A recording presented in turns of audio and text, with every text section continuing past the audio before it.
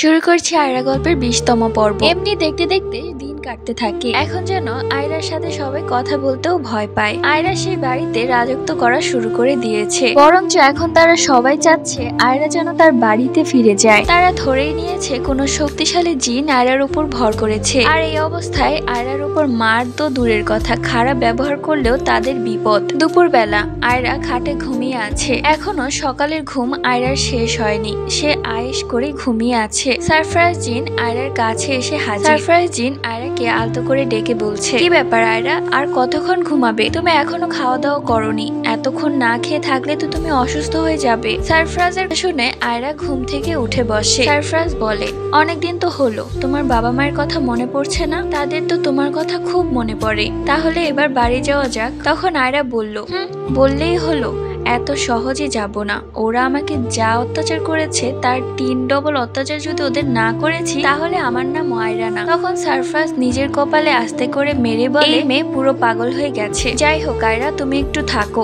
আমি আমার জিন রাজ্য থেকে ঘুরে আসি। আমার মা আমাকে একটি কাজ দিয়েছিল, সেই কাজটা আমি শেষ করে আসি, নয়তো মা আমাকে বকা দিবে। আয়রা বলল, ঠিক আছে যাও। একটু পরেই আয়রার বেডরুমের গেটে টোকা। আয়রা চিৎকার করে বলে, ভেতরে আয়। কে এসেছে? কে এসেছে? সজীবের বড় ভাইয়ের বউ এসেছে। তার হাতে গরম চা, মুখে কি সুন্দর হাসি। এ যেন মধুর হাসি নয়, ভয়ের হাসি। কাপ পিরিচ গুলো কাঁপছে। তখন আয়রা সেই কাপাকাপির শব্দ শুনে বলে, আরে হারামজাদি, তুই কেন যে আমাকে ভয় পাস আমি সেটাই বুঝতে পারি না। নে চাটা রাখ, এসে আমার পাটা টিপে দে। কতক্ষণ যাবত আমার পাটা ব্যথা করছে। এরপর সজীবের ভাবি চায়ের কাপটা রেখে এরপর আয়রার পায়ের কাছে এসে বসে পা টিপতে লাগলো। হাত পুরো ঠান্ডা বরফে জমে গেছে আর থরথর করে কাঁপছে। তখন আয়রা বলে উঠলো, আরে হারামজাদি, এটা তোর হাত নাকি বরফ? এত ঠান্ডা কেন? এরপর চায়ের কাপে চুমুক দিয়ে ওয়াক থু বলে ফেলে দিয়ে বলল, আরে হারামজাদি, তুই কি চাও বানাতে পারিস না? নাকি তোর বাপের বাড়ির কেউ তোকে শেখায়নি কিভাবে চা বানাতে হয়? যা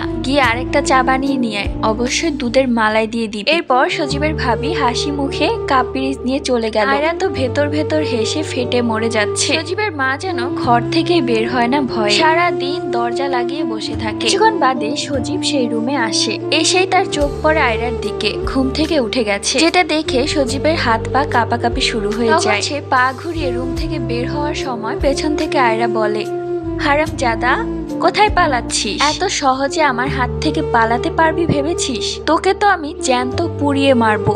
আমার শরীরে যে কয়টা তোর মায়ের দাগ আছে সব কয়টা আমি উসুল করব। এই বলে সজীবের দিকে আয়রা চোখ গরম করে তাকাতেই সজীবের প্যান্ট ভিজে যায় আর কাঁদতে শুরু করে। বলে, এইবারের মতো আমাকে মাফ করে দাও, আর কখনো আমি তোমার সাথে এরকম করব না। পরবর্তী গল্প।